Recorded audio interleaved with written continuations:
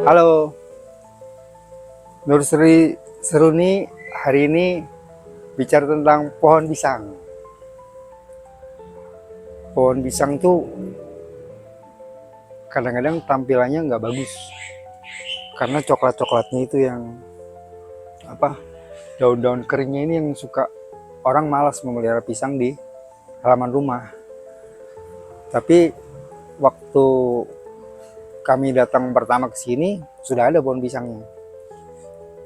Jadi wah kayaknya di sini cocok nih untuk pisang, memang habitatnya cocok gitu.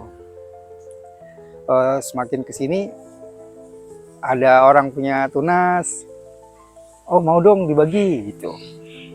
Akhirnya saya mulai berpikir kalau ya pisang itu salah satunya sebagai sumber pangan yang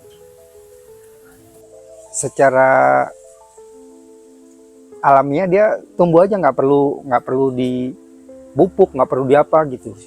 Jadi apalagi di sini saya berusaha untuk menyuburkan tanah ya, tanah yang organik yang nggak pakai pupuk kimia apapun, yang banyak dari pohon bambu, humus bambu dan lain-lain, otomatis tanamannya juga baik dan sehat dan organik pastinya.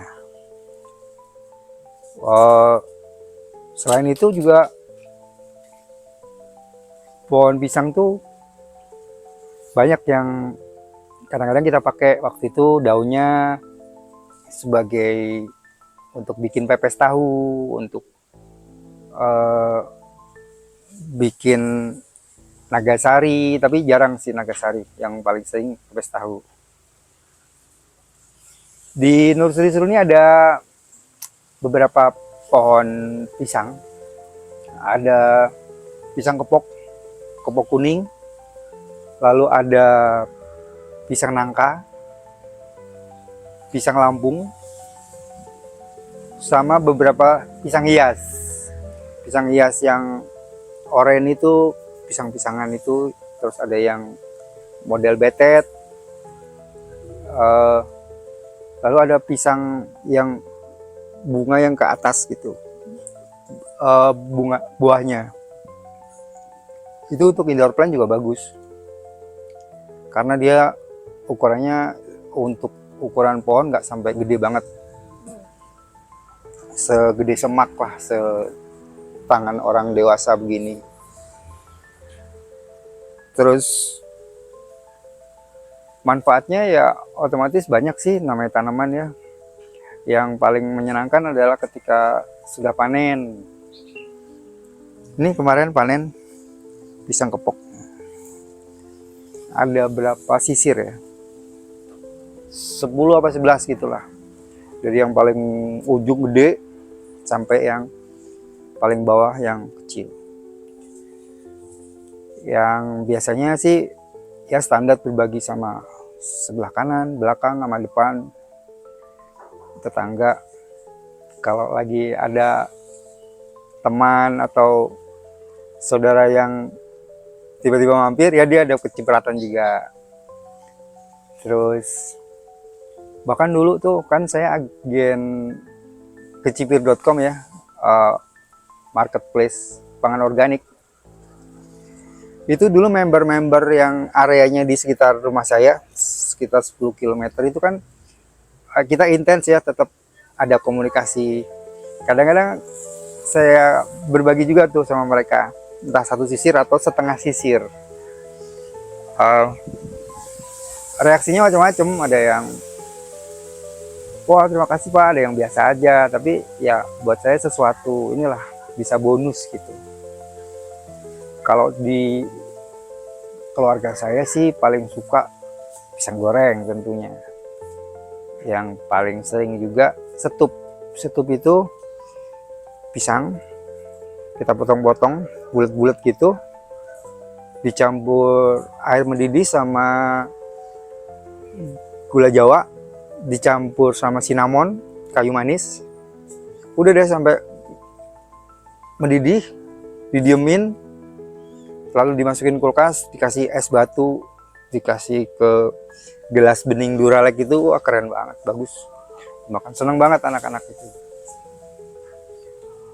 Selain itu ada dijadiin serikaya. Serikaya itu agak pekat sih bumbunya, itu apa, kuahnya itu dicampuri santan, gula, pasir, didiemin sampai kayak mengembang gitu,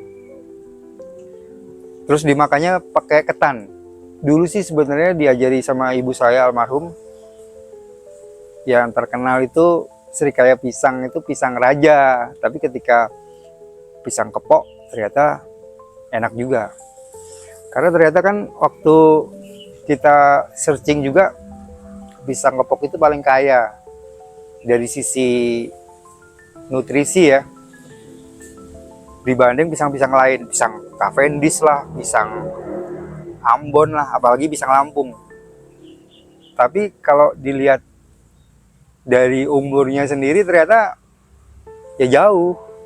Pisang kepok ini bisa, dari obrolan dengan tetangga ini yang sangat sepuh, dari keluar jantung sampai dengan mulai dimakan kelelawar yang mulai kuning itu berarti kan udah tua di pohon. Itu butuh waktu 6 bulan, bayangkan. Berarti kan cukup lama. Jadi wajar ketika harga pun itu pisang kepok itu mahal. Jarang yang pisang kepok cuma 10.000 gitu, paling ya 20.000 sampai 30.000 lah satu sisir ini.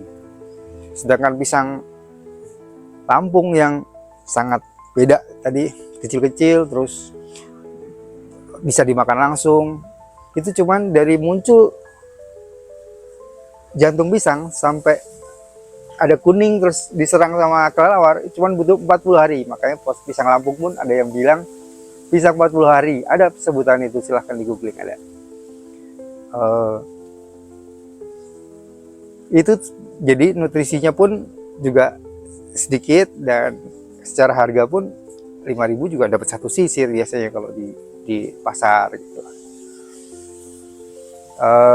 Kalau yang di Nursery Seruni ini, yang habitat awal saya cerita tadi, dulu sih Ambon lumut, pisang Ambon yang hijau, pisang Ambon lumut namanya, yang di sini. Tapi yang sekarang udah nggak ada sisanya, udah waktu itu habis, punah, ternyata nggak tumbuh lagi. Yang ada sekarang kepok tadi, nangka, sama Lampung. Untuk dampak atau apa namanya, yang efek yang kita rasakan sih ya, sumber pangan yang tidak perlu ditunggu dan menyenangkan sekali ketika panen gini. Rasanya itu dalam sebulan ini kita 3 minggu sampai sebulan tuh menu-menu kudapan ada nuansa pisangnya itu ada selalu.